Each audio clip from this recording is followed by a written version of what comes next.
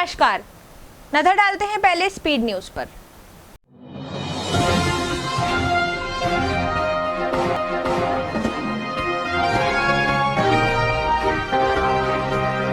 नमस्कार, मैं अभिव्यक्ति सिन्हा और आप देख रहे हैं एसएस लोकल लाइव न्यूज। नजर डालते हैं आज की स्पीड न्यूज पर। थाना डिलारी क्षेत्र में बाइक सवार की ट्रक से हुई टक्कर लगने के बाइक सवार की मौके पर हुई दर्दनाक मौत। मुरादाबाद के निजी अस्पताल के इलाज में दौरान हुई महिला की मौत। परिजनों ने ससुरालजनों पर लगाए जहर देकर मारने के आरोप। सिरसी के बहमन पब्लिक स्कूल में बच्चों को पढ़ाया गया चतुर्थ सड़क सुरक्षा सप्ताह का पाठ। छात्र छात्राओं को यातायात के नियमों को अपनाने के दिए गए प्रेरित। सिरसी में छोटे छोटे बच्चों ने भी मनाया हजरत अली का गम। मजलिस मातम कर पेश की खिराजी अकीदत। सिविल लाइन थाना क्षेत्र में खड़ी कार में अचानक लगी आग। दमकल विभाग की टीम ने कड़ी मशक्कत के बाद आग पर पाया काबू। आगामी त्योहारों को शांतिपूर्ण ढंग से मनाने को लेकर हुई बैठक में समाज के सम्राट और सम्मानित व्यक्तियों की हुई रही मौजूदगी। कटघर थाना क्षेत्र में 2 युवकों ने एक युवक पर धारदार हथियार से किया हमला। युवक को घायल कर छीने 6000 रुपए। थाना मजोला क्षेत्र में किराए को लेकर ऑटो चालक और युवक के बीच हुई मारपीट में गंभीर रूप से घायल हुआ युवक। कलेक्ट्रेट पर पहुंचे इंडियन यूनियन मुस्लिम लीग के बैनर तले पदाधिकारी। शांति व्यवस्था बनाए रखने की मांगों का ज्ञापन जिलाधिकारी के माध्यम से गृह मंत्री को भेजा। चतुर्थ दिवस कथा व्यास ने श्रोताओं को मानवता का पढ़ाया पाठ। भक्तों ने श्रीमद् भागवत महापुराण कथा की अमृत वर्षा का उठाया लाभ। थाना सिविल लाइन क्षेत्र में पैसों के विवाद को लेकर 2 पक्षों में हुई मारपीट में एक पक्ष का युवक गंभीर रूप से हुआ घायल। हवाई अड्डे पर पाई गई कमियों के निराकरण को लेकर की गई बैठक। जिलाधिकारी शैलेंद्र कुमार सिंह ने साझा की जरूरी जानकारी। आरएसडी एकेडमी की यूपी गर्ल्स बटालियन यूनिट के कैडेट्स द्वारा मनाया गया अर्थ डे। कैडेट्स ने पोस्टर व स्लोगन लिखकर दिया संदेश। पुलिस ठाकुर द्वारा थाना क्षेत्र में बीते दिन रिंकू नाम के व्यक्ति की हत्या का किया खुलासा। घटना में प्रयुक्त टी-शर्ट और मोबाइल किया गया बरामद। जिलाधिकारी ने शहर में लगाई धारा 144। शहर में शांति बनाए रखने की अपील भी की गई। खुशहालपुर चौकी क्षेत्र वसंत विहार में रहने वाले युवक ने बेटे ने पर लगाया संपत्ति के लिए जान से मारने की धमकी देने का आरोप। पीड़ित ने पुलिस से मामले को लेकर लगाई न्याय की गुहार। The bar association and library के बैनर तले अधिवक्ताओं ने किया प्रदर्शन। अधिवक्ताओं ने मांगों का ज्ञापन जिलाधिकारी को सौंपा। पुनीत सागर अभियान के तहत गांधीनगर पब्लिक स्कूल में निकाली गई एक रैली।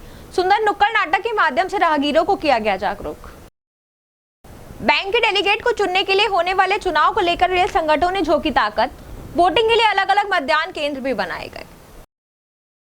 पाकबाड़ा थाना क्षेत्र में बच्चों के विवाद में एक पक्ष ने गांव के ही कुछ लोगों पर मारपीट करने का लगाया आरोप। पीड़ित ने लगाई न्याय की गुहार। आओ हाथ बढ़ाएं संस्था ने स्वतंत्रता सेनानी भवन में कार्यक्रम किया आयोजित। स्कूल के बच्चों ने प्रतिभाग कर अपनी प्रतिभाओं का किया प्रदर्शन। अब तक आपने देखी स्पीड न्यूज। अब देखते हैं कुछ बड़ी खबरें। मुरादाबाद जिलाधिकारी शैलेंद्र कुमार सिंह एवं वरिष्ठ पुलिस अधीक्षक हेमंत कुटियाल द्वारा अन्य राजपत्रित अधिकारियों के साथ आगामी त्योहारों, कानून और शांति व्यवस्था के दृष्टिगत रखते हुए रिजर्व पुलिस लाइन में एक पीस पार्टी के सदस्यों, गणमान्य धर्मगुरु, सम्राट व्यक्तियों की गोष्ठी आयोजित की गई। मुरादाबाद जिलाधिकारी शैलेंद्र कुमार सिंह एवं वरिष्ठ पुलिस अधीक्षक हेमंत कुटियाल द्वारा अन्य राजपत्रित अधिकारियों के साथ आगामी त्योहारों, कानून एवं शांति व्यवस्था के दृष्टिगत रखते हुए रिजर्व पुलिस लाइन में पीस पार्टी के सदस्यों, गणमान्य धर्मगुरु, संभ्रांत व्यक्तियों की गोष्ठी की गई। इसमें सभी समाज के संभ्रांत एवं सम्मानित व्यक्तियों ने त्योहारों को शांतिपूर्ण एवं सौहार्दपूर्ण और भाईचारे के साथ बनाने की अपील की गई। एवं जानकारी देते हुए जिलाधिकारी शैलेंद्र कुमार सिंह ने बताया कि पीस कमेटी की बैठक आयोजित की गई है, जिसमें 2 दिन में छात्रों के गणमान्य लोग मौजूद हैं और हमारे सारे अधिकारी गण मौजूद हैं। बैठक की मेन मंशा यही है कि आगामी त्योहार को शांतिपूर्ण तरीके से एवं सौहार्दपूर्ण तरीके से मनाएं। इसी को लेकर आज बैठक की गई थी। आगामी ईद का त्योहार नजदीक है और भी अन्य त्योहार हैं, इनको किस तरह से शांतिपूर्ण माहौल में और ठीक प्रकार से मनाएं, आदि बातों पर गहनता से चर्चा की गई। देखिए, आज सेंट्रल पुलिस कमेटी जो है उसकी यहाँ पर बैठक आयोजित की गई, जिसमें जनपद के विभिन्न थाना क्षेत्रों के गणमान्य नागरिक गण ने इसमें प्रतिभाग किया। हमारे सारे अधिकारियों ने प्रतिभाग किया। मंशा यही थी कि आगामी जो पर्व त्यौहार है उसको कैसे बेहतर ढंग से हम सम्मानित कराएं। इस बात को लेकर के आज की बैठक थी। मुख्य रूप से अभी आने वाले समय में हमारा इस समय रमजान का महीना चल रहा है, ईद आएगी, इसी दौरान हमारे परशुराम जयंती है, महाराणा प्रताप जयंती है, आदि कई फेस्टिवल्स हमारे हैं। तो इन फेस्टिवल्स को कैसे एक खुशनुमा माहौल में हम लोग संपन्न करा सकें और जो व्यवस्थाएं इस फेस्टिवल्स में प्रशासन के द्वारा अपेक्षित हैं उन व्यवस्थाओं को कैसे कर सकें, इस पर चर्चा परिचर्चा की गई। कुछ लोगों द्वारा कुछ स्थानीय समस्याओं को भी उठाया गया, जिसको हम लोगों ने नोट किया है, हमारे संबंधित विभाग के अधिकारी ने उसको नोट किया है, उसको बेहतर ढंग से हम लोग हल करने की कोशिश करेंगे। बाकी इस अवसर पर विभिन्न सेक्टर में शहर को बांट करके प्रॉपर मजिस्ट्रेट और पुलिस की व्यवस्था की जा रही है और शहर में अन्य विभागों से कोऑर्डिनेट करते हुए समुचित व्यवस्थाएं की जा रही है, जिससे किसी भी तरह की कोई दिक्कत नागरिक के सामने आ जाए। इस मौके पर SP city Akhilesh Bhadauria, ADM city Alok Kumar Verma, SDM Sadar Prashant Tiwari, CO civil lines Sagar Jain, शहर इमाम आदि तमाम शहर के गणमान्य लोग और तमाम पुलिस और प्रशासनिक अधिकारी मौजूद रहे। मुंडा पांडे हवाई अड्डे की शुरुआत को शासन ने एक और कदम आगे बढ़ाया है। वहीं मुरादाबाद में मुंडा पांडे थाना क्षेत्र स्थित बनाए गए हवाई अड्डे पर पाई गई कमियों के निराकरण को लेकर जिलाधिकारी शैलेंद्र कुमार सिंह ने बैठक की और कमियों के निराकरण को लेकर संबंधित आवश्यक दिशा निर्देश जारी भी किए। मुंडा पांडे हवाई अड्डे की शुरुआत को शासन ने एक कदम और आगे बढ़ा दिया है। मुरादाबाद में मुंडा पांडे थाना क्षेत्र स्थित बनाए गए हवाई अड्डे पर पाई गई कमियों के निराकरण को लेकर जिलाधिकारी शैलेंद्र कुमार सिंह ने बैठक की है और कमियों के निराकरण को लेकर संबंधित को आवश्यक दिशा निर्देश दिए हैं। जानकारी देते हुए जिलाधिकारी शैलेंद्र कुमार सिंह ने कहा कि मुंडा पांडे हवाई पट्टी का कॉमर्शियल यूज करने के लिए लाइसेंस के लिए अप्लाई किया गया है। जो लाइसेंसिंग अधिकारी थे उन लोगों ने वहां का विजिट किया है।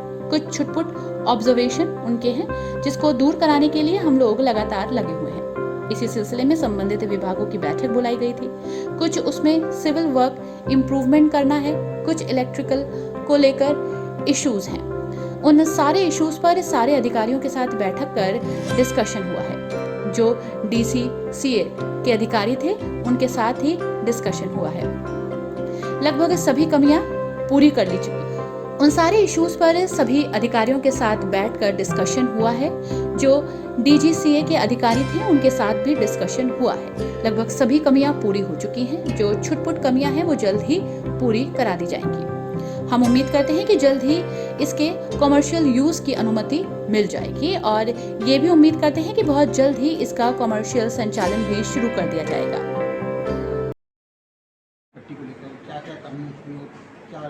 देखिए, मुंडा पांडे में जो हमारी हवाई पट्टी है उसका कमर्शियल यूज करने के लिए लाइसेंस के लिए अप्लाई किया गया है। जो लाइसेंसिंग अधिकारी थे उन लोगों ने वहाँ पे विजिट किया है।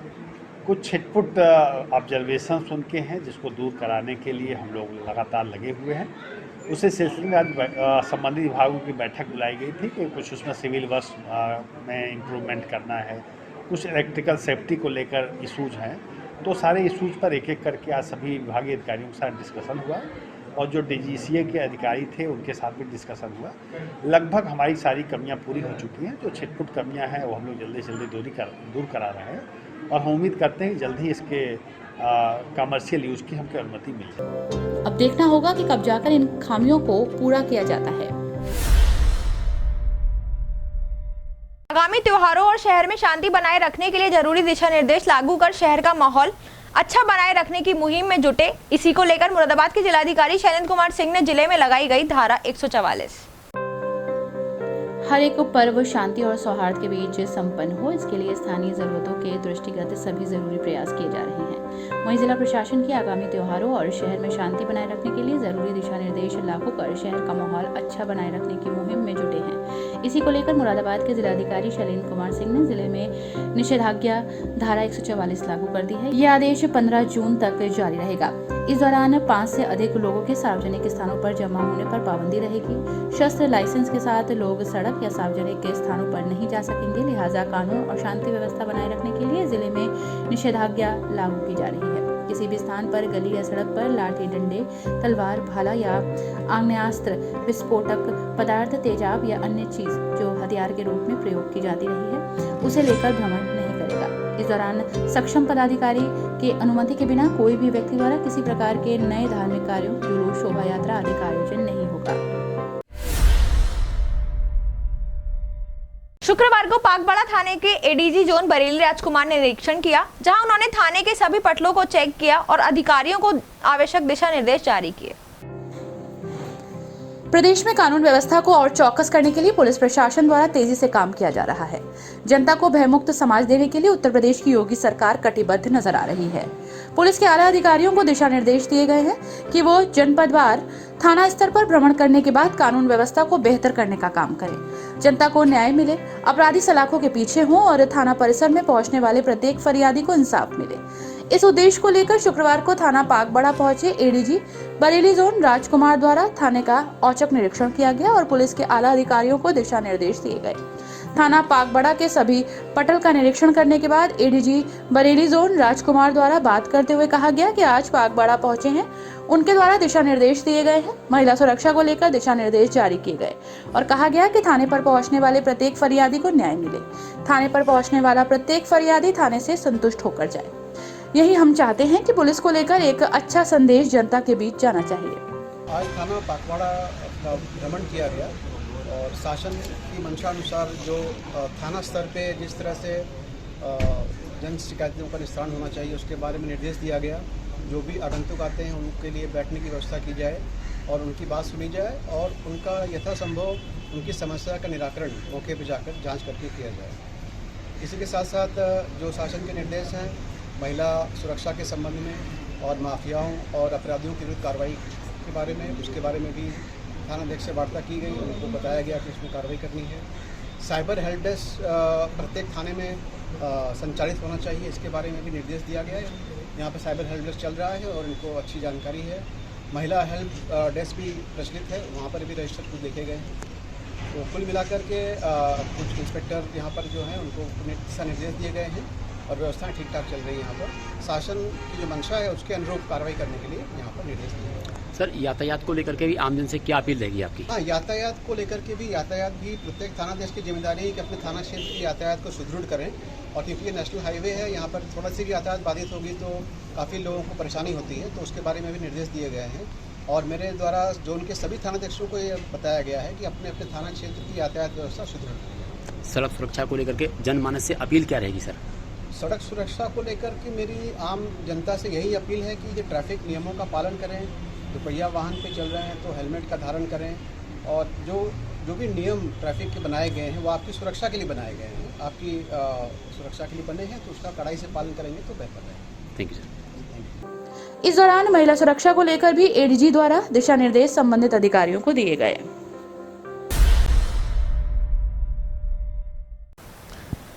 देश में माहौल बिगाड़ने की कोशिश करने वालों के खिलाफ इंडियन यूनियन मुस्लिम लीग के बैनर तले पदाधिकारी कलेक्ट्रेट पहुंचे। साथ ही मांगों का ज्ञापन जिलाधिकारी के माध्यम से गृह मंत्री को भेजकर शांति व्यवस्था बनाए रखने की मांग की। देश में माहौल बिगाड़ने की कोशिश करने वालों के खिलाफ इंडियन यूनियन मुस्लिम लीग के बैनर तले पदाधिकारी कलेक्ट्रेट पर पहुंचे। साथ ही मांगों का ज्ञापन जिलाधिकारी के माध्यम से गृह मंत्री को भेजकर शांति व्यवस्था बनाए रखने की मांग की गई। इंडियन यूनियन मुस्लिम लीग के बैनर तले मुस्लिम नेताओं ने डीएम शैलेंद्र कुमार से मुलाकात से पहले कलेक्ट्रेट पर नारेबाजी भी की। मुस्लिम लीग के प्रतिनिधि मंडल ने डीएम को गृह मंत्री अमित शाह के नाम संबोधित ज्ञापन दिया। इंडियन यूनियन मुस्लिम लीग की राष्ट्रीय सह सचिव कौसर हयात खान ने कहा कि देश में शोभा यात्रा में शामिल होकर कुछ असामाजिक लोग माहौल खराब करने की कोशिश कर रहे हैं। इसी क्रम में 17 अप्रैल को शहर में निकाली गई शोभा यात्रा में भी आपत्तिजनक शब्दों का प्रयोग करके माहौल बिगाड़ने की कोशिश की गई। उन्होंने मांग की है कि ऐसे लोगों के खिलाफ कड़ी कार्रवाई की जाए, धार्मिक स्थलों की सुरक्षा की जाए, धार्मिक जुलूसों में शस्त्रों का प्रदर्शन करने वालों पर कड़ी कार्रवाई की जाए। हमारी मांग यही है कि इस वक्त देश में कई प्रदेशों में जो एक साथ धर्म संसद और शोभा यात्रा और दूसरे इस तरह के आयोजनों के ज़रिए देश में जो अराजकता फैलाने की कोशिश की जा रही है, मुस्लिम लीग समझती है कि ये सब कुछ एक सुनियोजित तरीके से हो रहा है। इसके पीछे पूरी तरह एक योजना बनाई गई है, जगह जगह लोगों को भड़काने की और जगह जगह लोगों में अराजकता फैलाने की। इसलिए कि जो भी जुलूस जा रहा है, सिर्फ एक ही प्रदेश में नहीं, हर एक प्रदेश में जहाँ भी जुलूस चल रहा है, हालांकि वो कहने को धार्मिक जुलूस है, लेकिन उसमें तलवारें और चाकू और दूसरे हथियार खुल्लम खुल्ला लहराए जा रहे हैं। ये कौन सा धार्मिक जुलूस हुआ? ये सारे हथियार लहराए जा रहे हैं, पुलिस चारों तरफ होती है, पुलिस देख रही है कि गैर कानूनी हथियार लहराए जा रहे हैं और नारे एक फिरके के खिलाफ, क्या मुसलमानों के खिलाफ मैं कहता हूँ खुल्ला एक नारे लगाए जा रहे हैं, गलत नारे लगाए जा रहे हैं, काटने के अमूम में लग रहे हैं और पुलिस उनको नहीं रोक, सरपरस्ती हासिल है पूरी तरह से और ये देश में अराजकता फैलाने की एक पूरी योजना है।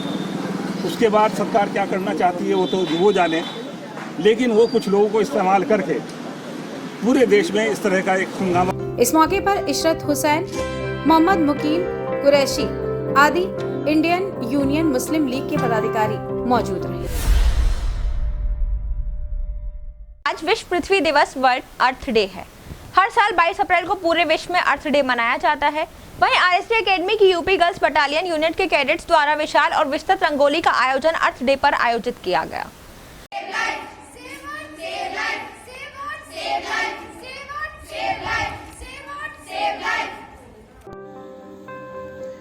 विश्व पृथ्वी दिवस है। हर साल 22 अप्रैल को पूरे विश्व में अर्थ डे मनाया जाता है। ऐसे तो हर दिन हम सभी को पृथ्वी का ख्याल रखना चाहिए, लेकिन इस खास दिन पर हम सभी अपने आसपास के लोगों को पृथ्वी और वातावरण को संरक्षित रखने के लिए जागरूक करने का काम करते हैं। वहीं आरएसडी एकेडमी की यूपी गर्ल्स बटालियन यूनिट के कैडेट्स द्वारा विशाल और विस्तृत रंगोली का आयोजन अर्थ डे पर किया गया, जिसका निरीक्षण आरएसडी एकेडमी के निदेशक डॉक्टर विनोद कुमार और डॉक्टर जी कुमार द्वारा किया गया। उन्होंने एनसीसी कैडेट्स के द्वारा बनाई गई रंगोली की बहुत प्रशंसा की। साथ ही कैडेट्स ने पोस्टर और स्लोगन लिखकर संदेश दिया। Save earth and save life कार्यक्रम का आयोजन एनसीसी प्रभारी लेफ्टिनेंट कुमारी सुखरानी के द्वारा किया गया और संचालन डॉक्टर मयंक शर्मा के द्वारा हुआ। अर्थ डे पर रंगोली बनाई गई, पोस्टर और स्लोगन प्रतियोगिता की गई, जिसने एनसीसी कैडेट ने लोगों को जागरूक किया। Save earth save life. इस अवसर पर विशेष रूप से डॉक्टर विनोद कुमार, डॉक्टर गरिमा कुमार, अजय शर्मा, डॉक्टर एसपी शुक्ला, अंजू सुखीजा, ज्योति पाठक, मोनिका लवप्रीत कौर और कैडेट्स में उन्नति, रिया, गौरी, अर्चिता, भूमि, अंजलि, शताक्षी, श्रुति आदि उपस्थित रहे। जहां एक और पूरे देश में अर्थ डे मनाया जा रहा है, तो वहीं दूसरी ओर द बार एसोसिएशन और लाइब्रेरी के बैनर तले अधिवक्ताओं ने ज्वाइंट कमिश्नर मुरादाबाद के परिसर में लगे हरे भरे और पुराने फलदार वृक्षों को काटे जाने के विरोध में कलेक्ट्रेट पर जोरदार प्रदर्शन किया। जहां एक और पूरे देश में अर्थ डे मनाया जा रहा है, तो वहीं दूसरी ओर the bar association and library के बैनर तले अधिवक्ताओं ने ज्वाइंट कमिश्नर मुरादाबाद के परिसर में लगे हरे भरे और पुराने फलदार वृक्षों को काटे जाने के विरोध में कलेक्ट्रेट पर प्रदर्शन किया। साथ ही मांगों का ज्ञापन जिलाधिकारी को सौंपा। The bar association and library के कोषाध्यक्ष गोपाल कृष्ण त्रिवेदी के नेतृत्व में अधिवक्ताओं ने मुरादाबाद मंडल आयुक्त कार्यालय के पास स्थित ज्वाइंट कमिश्नर मुरादाबाद के परिसर में लगे बरसों पुराने फलदार वृक्षों के काटे जाने के विरोध में कलेक्ट्रेट पर अधिवक्ताओं ने प्रदर्शन किया। साथ ही मांगों का एक ज्ञापन जिलाधिकारी को सौंपकर मांग की गई कि ज्वाइंट कमिश्नर मुरादाबाद के परिसर में लगे 50 वर्ष पुराने फलदार वृक्ष को काटा जा रहा है। उन्होंने कहा कि मुरादाबाद अति प्रदूषित नगर की श्रेणी में आता है। वृक्षों के काटने से और भी प्रदूषण की श्रेणी में आ जाएगा, जबकि मुख्यमंत्री अधिक वृक्षारोपण करने पर जोर दे रहे हैं। ऐसी स्थिति में अधिकारियों के द्वारा वृक्षों के कटान करने से अधिवक्ताओं में रोष व्याप्त है। अभी पता चला है कि संयुक्त विकास कमिश्नर जो है यहाँ चौराहे पे है, कमिश्नर साहब के पास ही उनका जो ऑफिस है, तो वहाँ पे जो है बहुत पुराने वृक्ष हैं, हमने 50-50 वर्ष हरे भरे वृक्ष हैं और फलदार भी हैं। हमने कहीं बुलड़ गए हैं, कहीं तो पता चला कि जो है ये काट रहे हैं, तो हमने कहा इन्हें मत काटिए, आप इन्हें कहीं शिफ्ट करिए, अगर आप तो जो है इन्हें काट नहीं है तो शिफ्ट कर दीजिए कहीं। तो बोला नहीं साहब ये तो काटेंगे, ऊपर से आदेश है। मैंने यहाँ तो मुख्यमंत्री जी भी कहते हैं कि जो है वृक्ष के लगाए जाएँ, फलदार वृक्ष लगाए जाए। मुराद सबसे ज़्यादा अति संवेदनशील क्षेत्रों में आता है प्रदूषण के मामलों में, तो इसे तो रुकना चाहिए। हमने डीएम साहब के यहाँ डीएम साहब के यहाँ हमने ज्ञापन दिया, मैंने कहा इसे तुरंत रुकवाया जाए। बोले ठीक है, हम अभी भेजते हैं इस पर और हम पोर्टल पर भी डालते हैं। हम इसलिए यहाँ सारे लोग आए थे। ठीक। इस मौके पर नरेश कुमार सैनी, अनुज कुमार शर्मा, कुलभूषण सक्सेना आदि अधिवक्ता मौजूद रहे। जल के बिना कोई भी प्राणी जीवित नहीं रह सकता। हर काम में पानी की आवश्यकता होती है। वहीं गांधीनगर पब्लिक स्कूल में 9 यूपी बटालियन की तरफ से पुनीत सागर अभियान के तहत एनसीसी जूनियर विंग के कैडेट्स ने गांधीनगर पब्लिक स्कूल में गांधीनगर में रैली निकाली।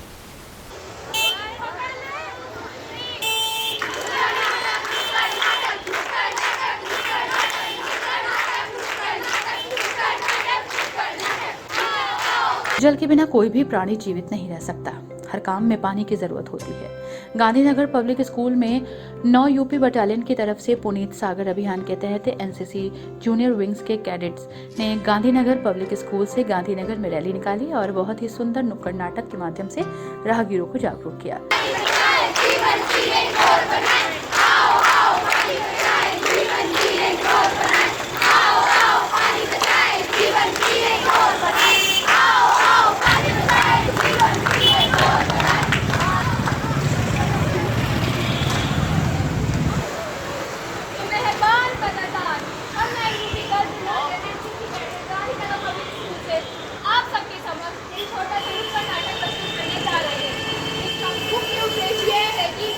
जल बचाएं कल बचाएं। आओ आओ हमसे सीखो, आओ आओ हमसे सीखो, आओ आओ हमसे सीखो, आओ आओ हमसे सीखो।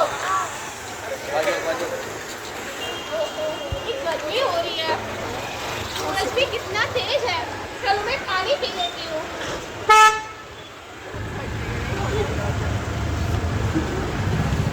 जिसमें अभियान के माध्यम से आम नागरिकों तक संदेश पहुंचाया गया। यदि हम आज पानी नहीं बचाएंगे तो कल जिंदा नहीं रह पाएंगे। छोटी छोटी बातों को ध्यान में रखते हुए भविष्य में पानी की समस्या कम हो सकती है। इस दौरान प्रधानाचार्य शशि शर्मा ने बच्चों को पानी का महत्व समझाते हुए उत्साहवर्धन किया। एनसीसी केयरटेकर कल्पना के संरक्षण में बहुत ही अनुशासित ढंग से कार्यक्रम आयोजित किया गया। Northern railway multi state primary cooperative bank के चुनाव से रेल मंडल में सरगर्मी है। बैंक के वर्चस्व के लिए रेल यूनियनों ने ताकत झोंकी हुई है। वहीं northern railway multi cooperative bank के चुनाव के लिए शुक्रवार को वोट डाले गए। Northern railway multi state primary cooperative bank के चुनाव से रेल मंडल में सरगर्मी है। बैंक पर वर्चस्व के लिए रेल यूनियंस ने ताकत झोंकी हुई है। वहीं northern railway multi cooperative bank के चुनाव के लिए शुक्रवार को वोट डाले जाएंगे। बैंक के डेलीगेट को चुनने के लिए होने वाले चुनाव को लेकर रेल संगठनों ने ताकत झोंकी है। गुरुवार को पूरे दिन रेल यूनियंस विभिन्न विभागों में जनसंपर्क में जुटी रही। मुरादाबाद मंडल में 7,970 रेल कर्मी मतदाता वोट डालेंगे। मंडल में सबसे ज्यादा वोट मुरादाबाद लोको में 733, डीआरएम 727 वोट और रोजा में 536 वोट है। वोटिंग के लिए अलग अलग मतदान केंद्र बनाए गए हैं। कोऑपरेटिव बैंक के वर्चस्व की जंग में नॉर्दर्न रेलवे मेंस यूनियन और उत्तरी रेलवे मजदूर यूनियन में आमने सामने की टक्कर है। यूनियन नेताओं ने बैंक में चेयरमैन और वाइस चेयरमैन के पदों के लिए अपनी ओर से ताकत झोंक दी है। ये जो चुनाव है हर 5 वर्ष में एक बार होता है।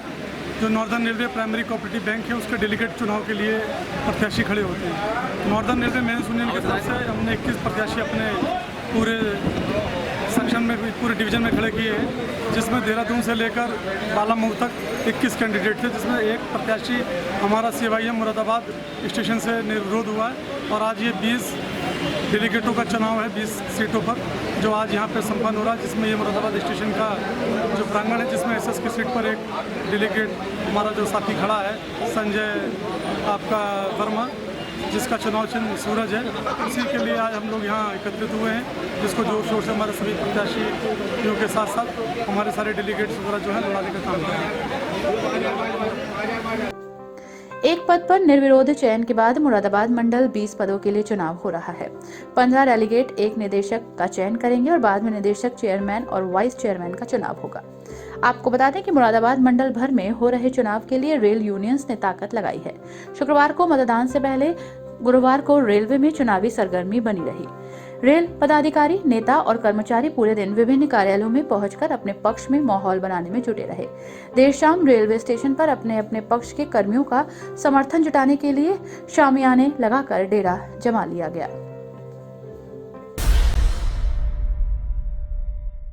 लगातार तेजी से बढ़ रहे हादसों का बड़ा कारण यातायात के नियमों का पालन ना करना है। ये नियम हमारी सुरक्षा के लिए बनाए गए हैं, लेकिन लोग लापरवाही करते हैं और इन नियमों को ताक पर रखकर वाहन चलाते हैं। वहीं बैमन पब्लिक स्कूल सिरसी जिला संभल में चतुर सड़क सुरक्षा यातायात सप्ताह का आयोजन किया गया। लगातार तेजी से बढ़ रहे हादसों का बड़ा कारण यातायात के नियमों का पालन न करना है। ये नियम हमारी सुरक्षा के लिए बनाए गए हैं, लेकिन लोग लापरवाही करते हैं और इन नियमों को ताक पर रखकर वाहन चलाते हैं। वहीं बैमन पब्लिक स्कूल सिरसी जिला संभल में चतुर्थ सड़क सुरक्षा यातायात सप्ताह का आयोजन संभागीय परिवहन अधिकारी अमरीश कुमार और यातायात पुलिस इंस्पेक्टर अनुज कुमार मलिक व विद्यालय के प्रधानाचार्य शोभित रस्तोगी की देखरेख में किया गया। इस कार्यक्रम में सड़क पर होने वाले घटनाओं को नियंत्रित करने के उद्देश्य को परिवहन अधिकारी अमरीश कुमार तथा यातायात इंस्पेक्टर अनुज कुमार मलिक ने बारीकियों से छात्र छात्राओं को अवगत कराया। छात्र छात्राओं को यातायात के नियमों को अपनाने व अपने परिवार वालों को भी यातायात के नियमों को अपनाने के लिए प्रेरित किया गया। विद्यालय के प्रधानाचार्य श्री शोभित कुमार रस्तोगी जी ने भी छात्र छात्राओं को यातायात के नियमों को अपनाने के लिए प्रण दिलवाया। इस अवसर पर एडमिनिस्ट्रेटर असगर अली शाह और डायरेक्टर ताहिर उल जमा, उप प्रधानाचार्य ऑन Naqvi, NCC in charge Dinesh Kumar Singh, PRO Sahib Ali लॉजी रहे।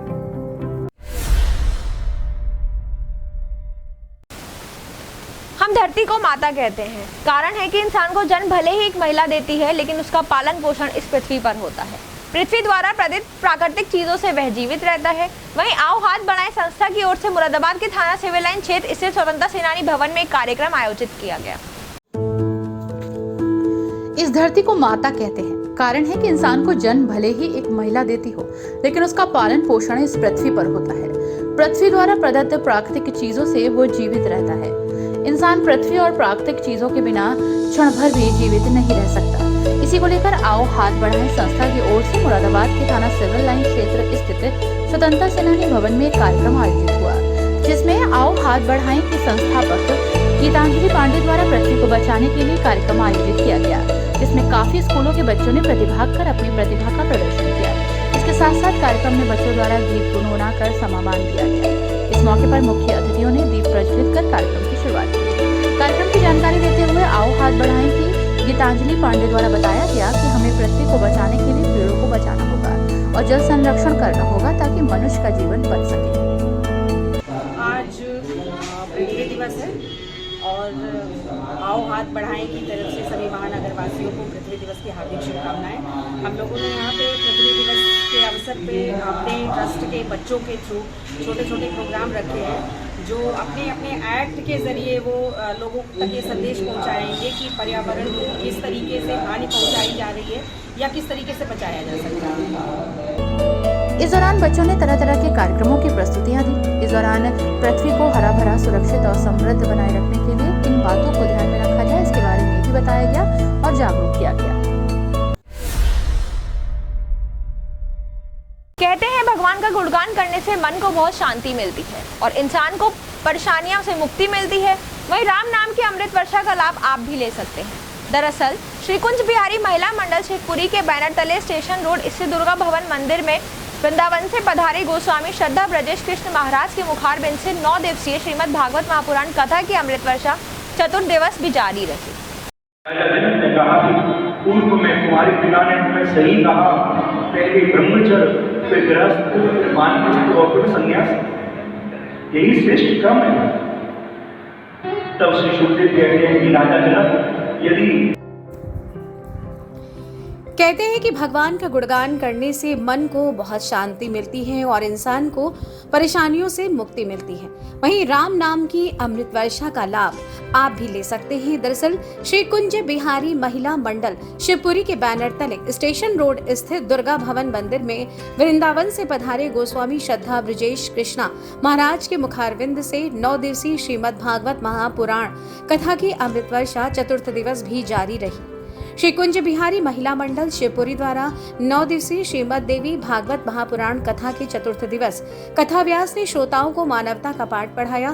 फिर चतुर्थ कूष्मांडा देवी की कथा का बड़ा ही सुंदर वर्णन कर उपस्थित सभी श्रोताओं को भाव विभोर कर दिया। कथा स्थल पर पुरोहित गोपाल दत्त एवं आचार्य उमेश पांडे के द्वारा पूजा अर्चना विधिवत संपन्न कराकर सभी भक्तों के रोली चावल का तिलक लगाकर आशीर्वाद दिया गया। कथा व्यास ने चतुर्थ दिवस पर मां भगवती के चतुर्थ रूप कूष्मांडा देवी की कथा का वर्णन करने से पहले कथा स्थल में मौजूद श्रोताओं को मानवता का पाठ पढ़ाया। मानव योनि कष्ट एवं टेंशन से मुक्त रहे। कहा कि पूजा पाठ में अच्छा पैसा अच्छे मन से लगाना चाहिए ताकि पैसा चौगुना हो जाए।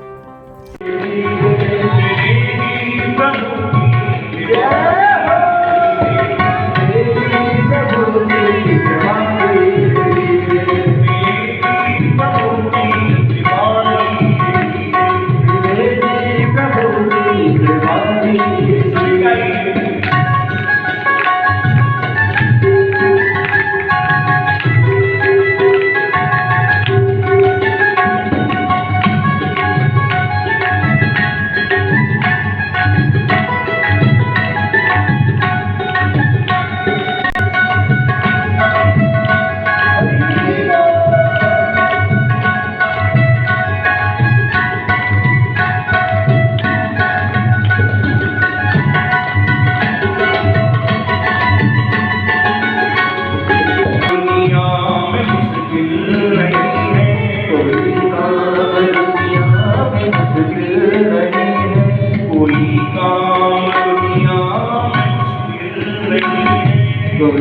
सावधानियां दिल नहीं है जो करते रहोगे यकीन जो करते रहोगे यकीन क्या मुश्किल है आप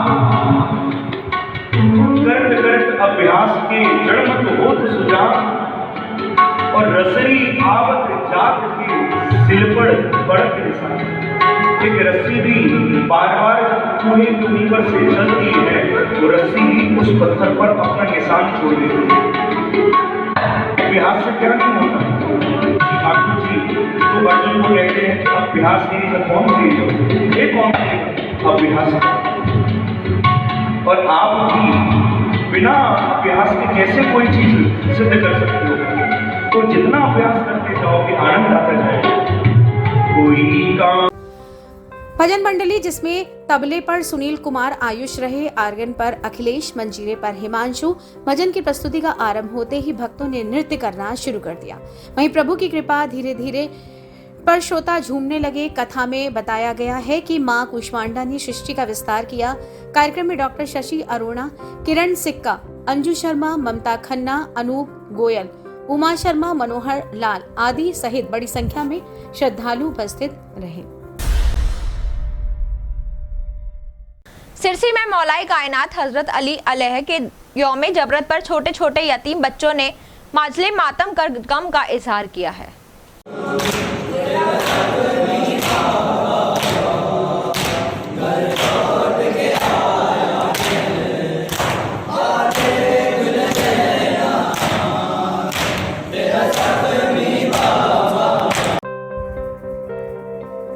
सिरसी में मौलाए कायनात हजरत अली अलैह के यौमे ज़रबत पर छोटे छोटे यतीम बच्चों ने भी मजलिस मातम कर गम का इजहार किया। पैगंबर हजरत मोहम्मद के दामाद और शियों के पहले इमाम हजरत अली अलैह की याद में बहमन जहरा चिल्ड्रन होम में छोटे छोटे यतीम बच्चों ने मजलिस मातम कर गम का इजहार किया। मजलिस को मौलाना रजा मुर्तजवी ने खिताब फरमाया। इस अवसर पर कैंपस में मौला अली की याद में शबीह ताबूत भी बरामद किया गया, जिसमें कम उम्र के मशहूर नौहा ख्वान हुसैन ने नौहा ख्वानी की। इस दौरान Akbar Ali, Hanifa Rashid Ali, doctor SS रजा, असगर अली शाह, साहिब अली लौजी व अली शाह आदि भी थे। मुरादाबाद जनपद के थाना डिलारी क्षेत्र में उस समय हड़कंप मच गया जब बाइक सवार की टक्कर एक ट्रक से हो गई, जिसमें बाइक सवार की मौके पर ही दर्दनाक मौत हो गई। वहीं घटना के बाद परिवार में कोहराम मचा हुआ है। मुरादाबाद जनपद के थाना डिलारी क्षेत्र में उस समय हड़कंप मच गया जब बाइक सवार की टक्कर एक ट्रक से हो गई, जिससे बाइक सवार की मौके पर ही दर्दनाक मौत हो गई। बताया जा रहा है कि विवेक कुमार बीती शाम अपनी ससुराल जाहिदपुर शीकमपुर से अपने घर बडेरा बाइक से लौट रहे थे। उसी दौरान बाइक ट्रक से टकरा गई, जिससे विवेक कुमार की मौके पर मौत हो गई। वहीं घटना की सूचना पाकर पुलिस मौके पर पहुंच गई। शव को कब्जे में लेकर पोस्टमार्टम के लिए भेज दिया। वहीं मृतक के ससुर स्वराज सिंह ने बताया कि कल शाम विवेक कुमार घर आए हुए थे और खाना खाकर वापस अपने घर चले गए, जिसके बाद उनका एक्सीडेंट हो गया और उनकी मौके पर मौत हो गई। जब 1-1.5 घंटा हो गया, 20 मिनट के बाद मेरे पास इनके पिताजी ने फ़ोन लगाया कि फरहान कितनी देर हो गई चलो गए। तो लगभग 20 या 25 मिनट हो गए, क्या अभी तक तो आया ना। क्या ऐसा है तुम कभी देख लो रोड के किनारे, तो ये हाथ देख लें चल रही है चचा भतीजे। देखते देखते पहुंच गए भोजपुर, कहीं नहीं मिले। जब भोजपुर से वापसी आ रहे अपने गांव को बड़हरा को, तो रास्ते में धारा नगरा और पेट्रोल के पास में मिले। किस अवस्था में मिले हैं? ये अवस्था ट्रक के आगे पड़े हुए मिले हैं और मोटरसाइकिल पर ट्रक का पहिया चढ़ा हुआ है। वही घटना के बाद परिवार में कोहराम मचा हुआ है।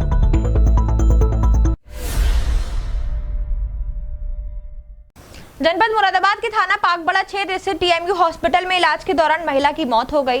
वहीं महिला की मौत के बाद महिला के परिजनों ने ससुराल जनों पर जहर देकर मारने का आरोप लगाया है। फिलहाल पुलिस मामले की जांच में जुटी हुई है। जनपद मुरादाबाद के थाना पाकबड़ा क्षेत्र स्थित TMU हॉस्पिटल में इलाज के दौरान महिला की मौत हो गई। बताया जा रहा है कि TMU हॉस्पिटल में एक महिला को उसके पति राजीव तिवारी द्वारा भर्ती कराया गया था, जिसमें उसके पति द्वारा बताया गया कि महिला ने जहरीला पदार्थ खा लिया है, जिसके बाद डॉक्टरों द्वारा इलाज शुरू किया गया। इलाज के दौरान महिला की मृत्यु हो गई, जिसके बाद मृतका के परिजनों को सूचना दी गई। वहीं मृतका के परिजनों ने आरोप लगाते हुए बताया कि बाजपुर निवासी तानिया की लगभग 2.5 वर्ष पहले शादी हुई थी, जिसके बाद से ससुराल पक्ष के लोग तानिया को दहेज के लिए प्रताड़ित करने लगे। इसके चलते तानिया के ससुराल जनों ने तानिया को जहर दे दिया और इलाज के दौरान उसकी मौत हो गई। इसका जेठ, इसका ससुर और इसकी सास, ये तीनों इसको बहुत प्रताड़ित करने लगे। और ऐसे करते करते परसों की रात 19 तारीख को रात लगभग 9 बजे इसको मारे पीटे और जहर खिलाए या इंजेक्शन लगाए या क्या किए। फिर इसकी हालत ख़राब हो गई, दवा करवाए। 20 घंटा बाद जब ये ज़्यादा सीरियस हुई, मरने वाली हो गई, तब ये हम लोगों को सूचना दी कि आपकी लड़की की तबीयत खराब है, चले आओ यहाँ से काशीपुर। हम लोग काशीपुर गए तो ये बोले नहीं, काशीपुर नहीं, मुरादाबाद चले। मामला नहीं बताया ये लोग कि क्या है क्या नहीं। ये बोले ऑक्सीजन की कमी है। जब यहाँ पे मौसम आए तो पता चला जहर खिला दिए हैं। वहीं परिजनों ने तानिया के ससुरालियों पर दहेज का आरोप लगाते हुए उनके खिलाफ कार्रवाई की मांग की है। फिलहाल पुलिस मामले की जांच में जुटी है। सिविल लाइन थाना इलाके में उस समय हड़कंप मच गया जब एसपी रेल के आवास के पास खड़ी लग्जरी कार में भयानक आग लग गई। आग लगने से आसपास के लोगों में हड़कंप मच गया। देखते ही देखते कार में आग ने भयंकर रूप धारण कर लिया। वहीं सूचना पाकर दमकल विभाग की टीम मौके पर पहुंची और कड़ी मशक्कत के बाद आग पर काबू पाया गया। जैसे जैसे गर्मी बढ़ती जा रही है, वैसे वैसे ही आग लगने की घटनाएं दिन प्रतिदिन सामने आ रही हैं। इसी के चलते जनपद मुरादाबाद के सिविल लाइन थाना इलाके से एक खड़ी लग्जरी कार में आग लगने की खबर सामने आई है। बताया जा रहा है कि एसपी रेल के आवास के पास खड़ी एक लग्जरी कार खड़ी थी। उसी दौरान कार में अचानक भयंकर आग लग गई।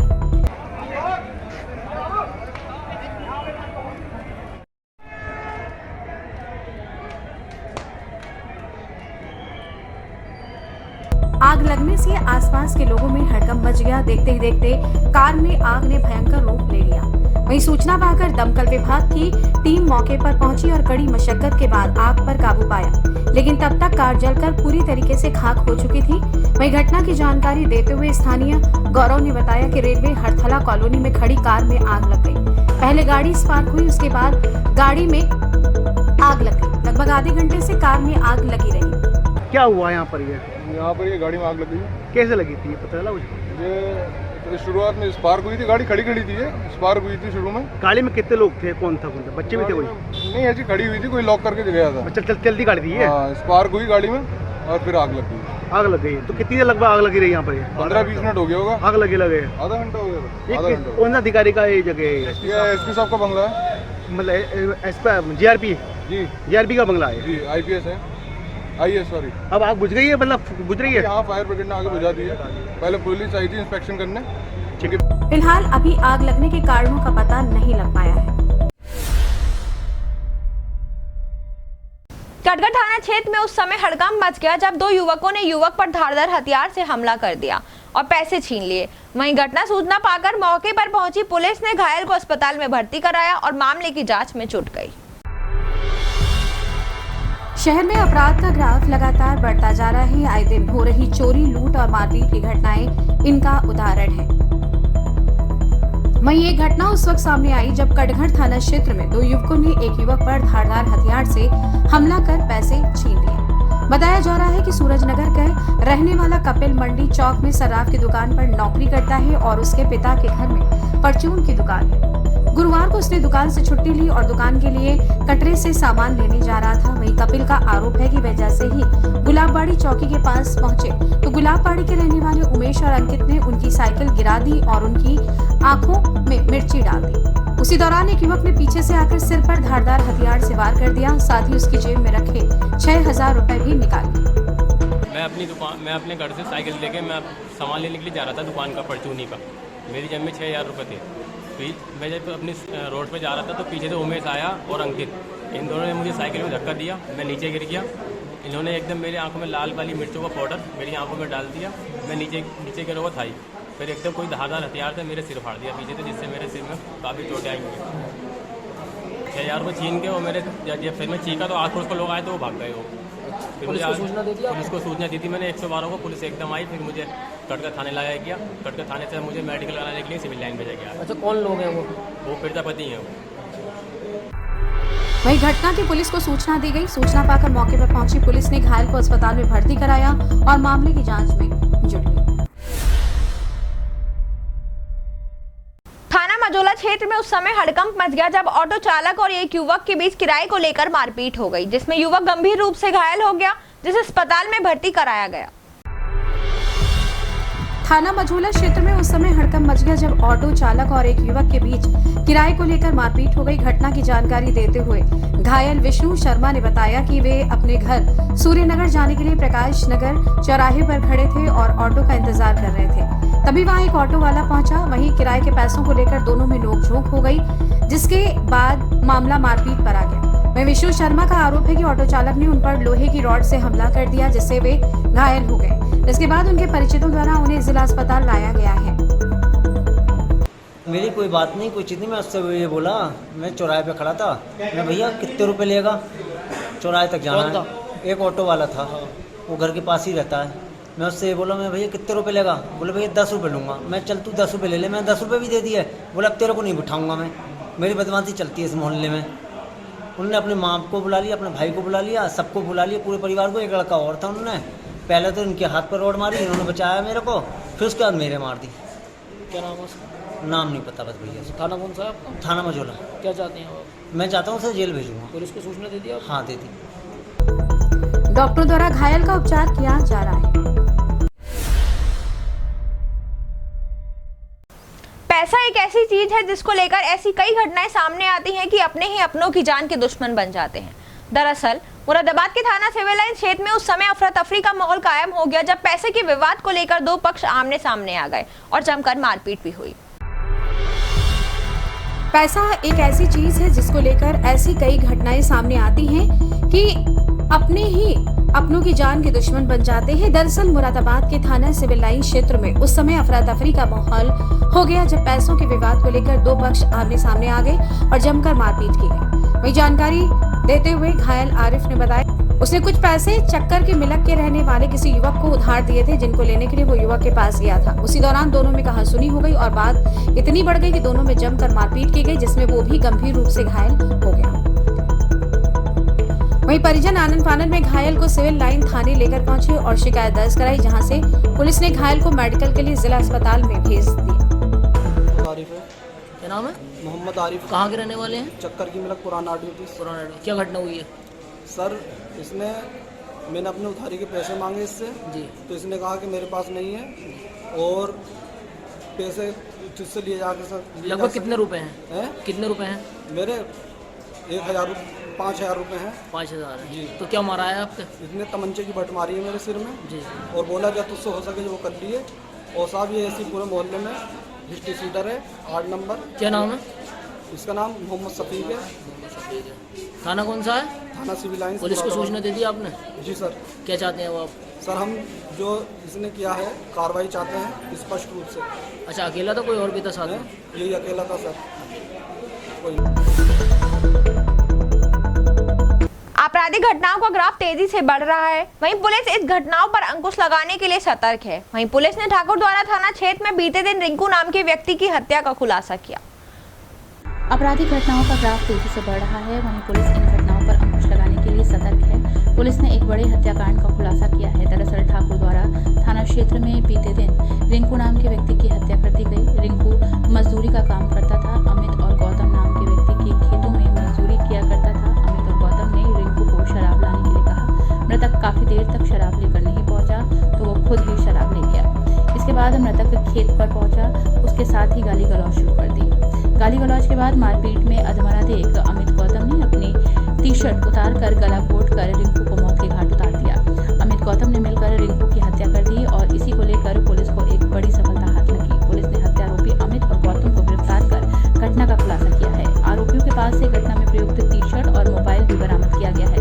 घटना का खुलासा करते हुए एसपी इंजीनियर विद्यासागर मिश्र ने बताया कि मामले को लेकर दोनों अभियुक्तों की गिरफ्तारी की गई है। गिरफ्तारी में इनका मोबाइल फोन और जीन्स टी शर्ट से मृतक का गला दबाया गया था और टी शर्ट भी बरामद हुई है। शेष विवेचनात्मक कार्रवाई की जा रही है।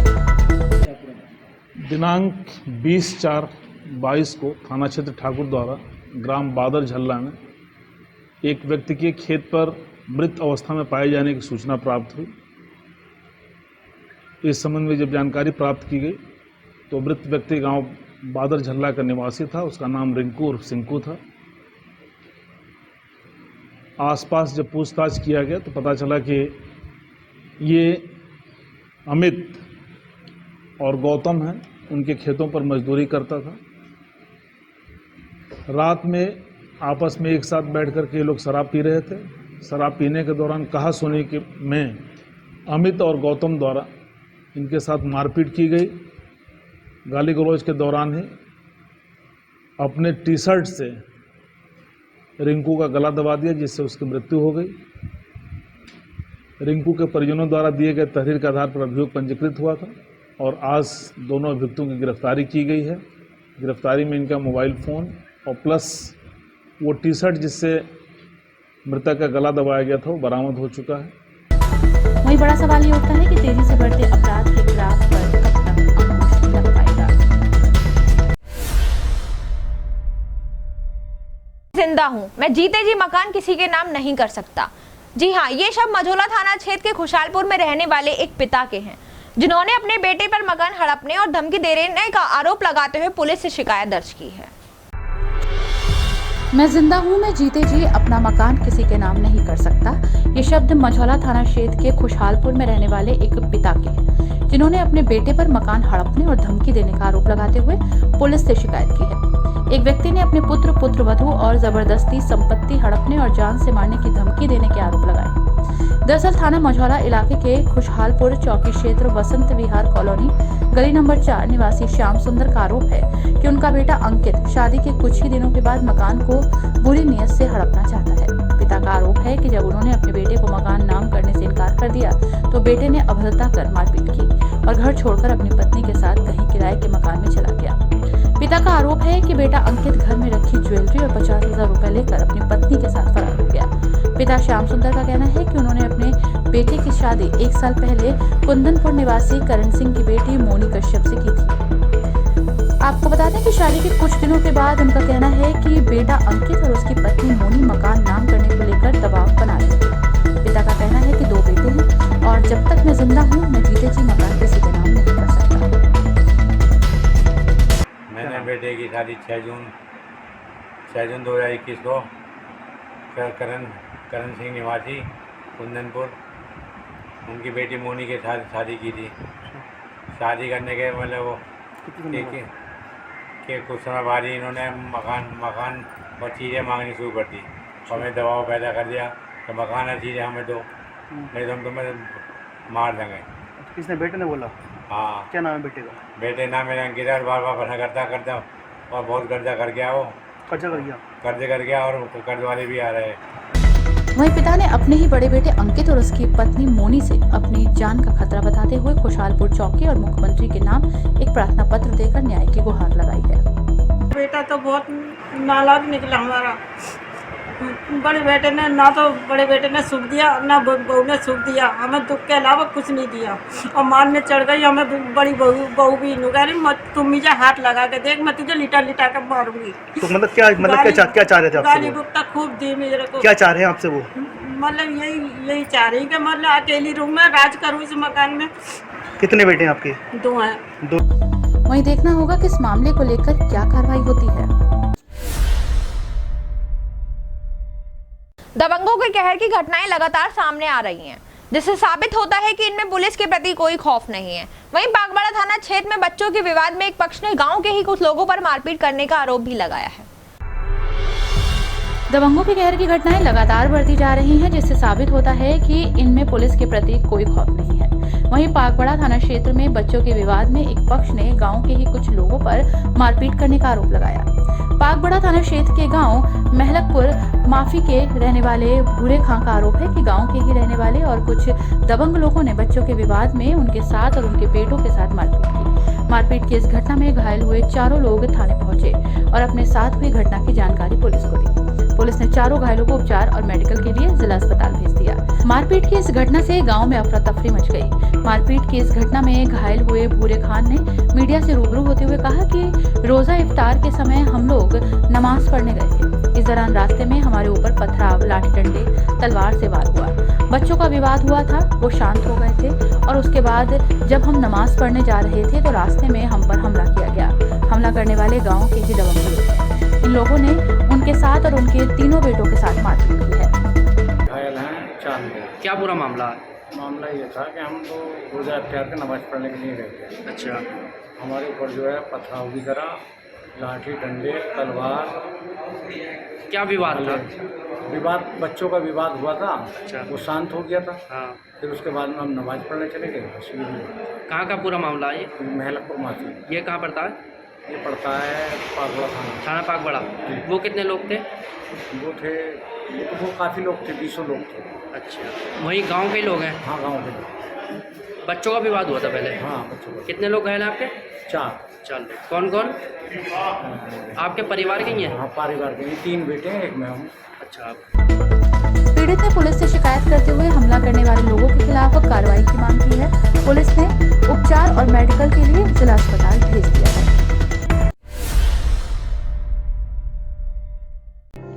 तीर्थंकर महावीर यूनिवर्सिटी में TCS, मारुति सुजुकी, कैंडिला कंपनियों के शीर्ष मैनेजमेंट प्रोफेशनल्स प्लेसमेंट में वैश्विक बदलाव पर कल मेगा HR कॉन्क्लेव 2 के दौरान मंथन करते दिखेंगे।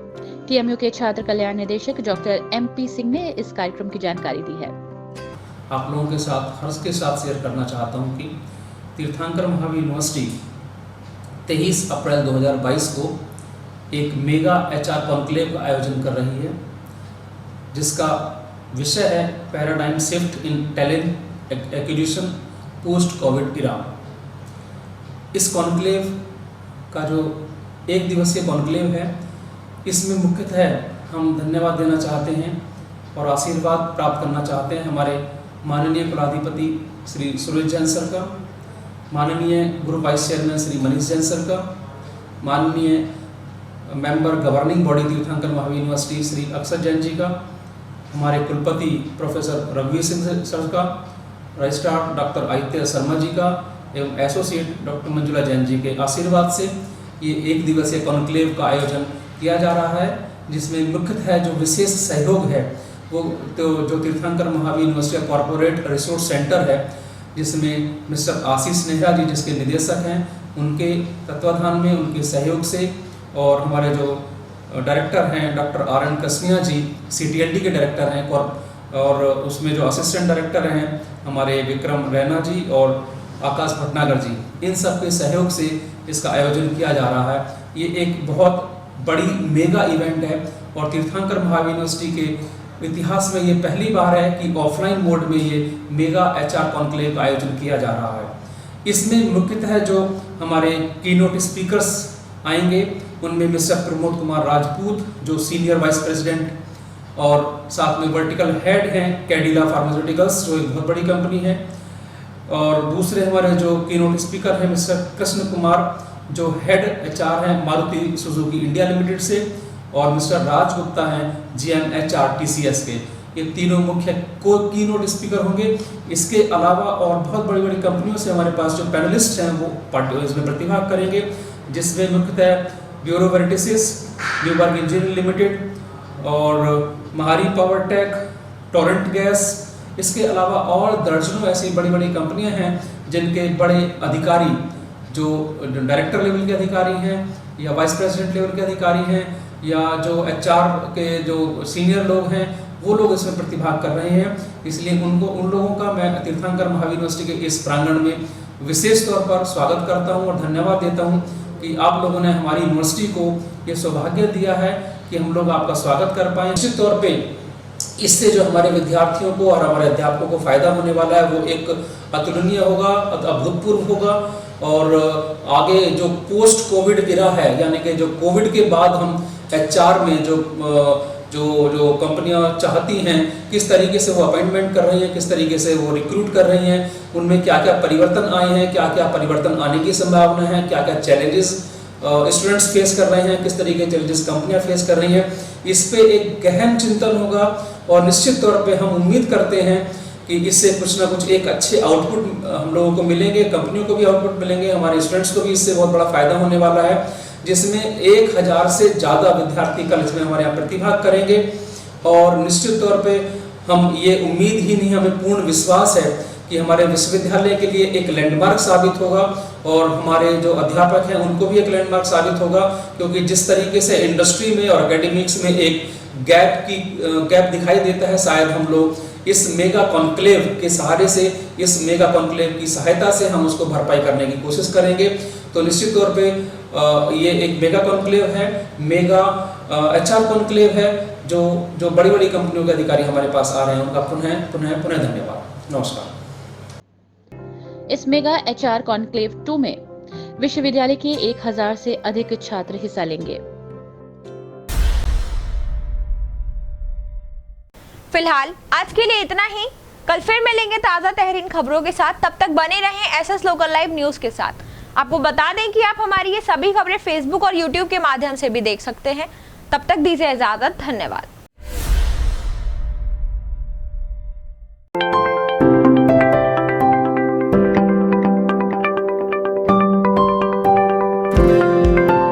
Modern Public School, a center that works with the students to get to the roots of their specific needs and challenges and then develop solutions to help them become better, more confident learners.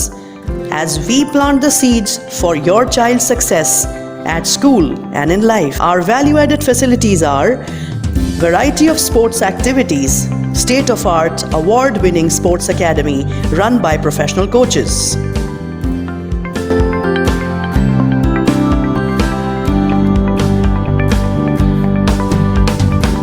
High-tech lab, physics lab, chemistry lab, biology lab, computer lab, smart classes, award-winning residential hygienic mess, and canteen.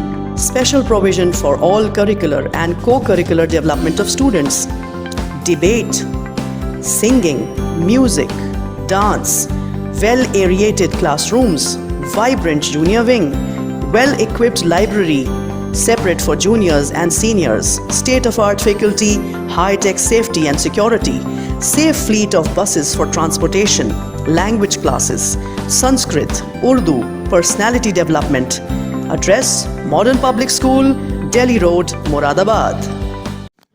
Admissions open for classes nursery to class 9th and 11th. A special early bird offer, 50% off on tuition fees for the first 100 students in classes nursery, LKG and UKG for the session 2022-23.